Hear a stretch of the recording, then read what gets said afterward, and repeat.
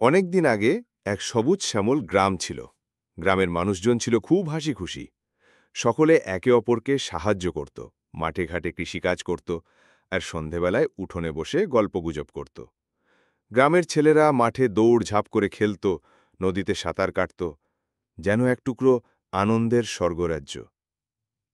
কিন্তু একদিন হঠাৎ সেই গ্রামের কাছে জঙ্গলে এক ভয়ঙ্কর সাপ এসে উঠল। সাপটা ছিল বড় আর ভয়ঙ্কর, তার চোখ দুটো জ্বলজ্বল করত। শুরুতে কেউ বুঝতে পারেনি, কিন্তু কিছুদিনের মধ্যেই সাপটি গ্রামবাসীদের ভয় দেখাতে শুরু করল। কারো সামনে হঠাৎ ফণা তুলে দাঁড়াত, কখনো আবার গরু বাছুরকে কামড়ে দিত। গ্রামের মানুষ ভয়ে জঙ্গলের পাশ দিয়ে যেত না। গ্রামের ছেলেরা যারা আগে মাঠে খেলত, তারা এখন ভয়ে বাড়ি থেকে বেরোত না। হাসি খুশি গ্রামটা আস্তে আস্তে অন্ধকার আর ভয়ে ঢেকে গেল। ঠিক সেই সময় এক সাধু সেই পথে আসছিলেন। তিনি ছিলেন শান্ত স্বভাবের, পরনে গেরুয়া পোশাক, হাতে লম্বা লাঠি। গ্রামবাসীরা কাঁদতে কাঁদতে তাকে সব কথা বলল।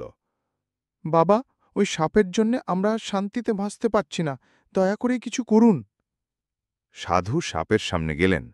সাপ তখন ফণা তুলে ভয় দেখাচ্ছিল, কিন্তু সাধু একটুও ভয় পেলেন না। তিনি মৃদু হেসে বললেন, সাধু বললেন, হে নাগরাজ, তুমি কেন এত হিংসা আচরণ করছ? সবাই তোমাকে ভয় পায়, ঘৃণা করে। যদি তুমি কাউকে আঘাত না করো, তবে সবাই তোমার সাথে শান্তিতে থাকতে পারবে। সাপ অবাক হয়ে বলল, কিন্তু গুরুদেব, আমি যদি কাউকে না কামড়াই, তবে কি তারা আমাকে বাঁচতে দেবে?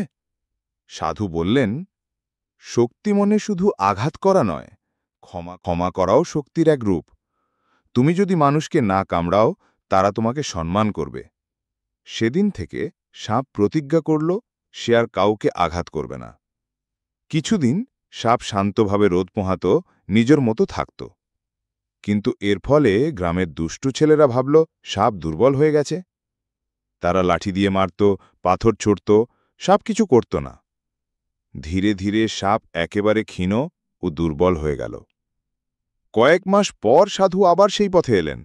দেখে চমকে উঠলেন, সাপের গা ক্ষতবিক্ষত, শরীর হাড় সর্বস্ব। সাধু অবাক হয়ে জিজ্ঞাসা করল, কি হলো তোমার? তুমি এত কষ্টে কেন?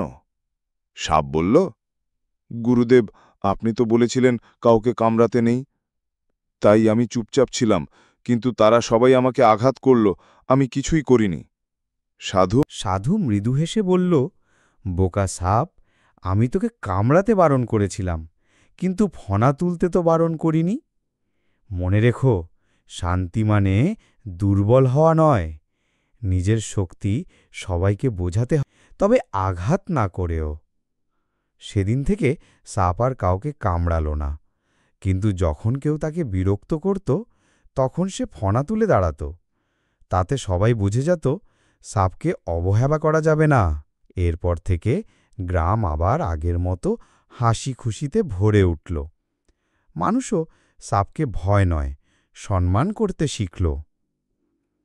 এই গল্প থেকে আমরা শিক্ষা পাই যে শান্ত থাকা ভালো, কিন্তু দুর্বল হয়ে নয়।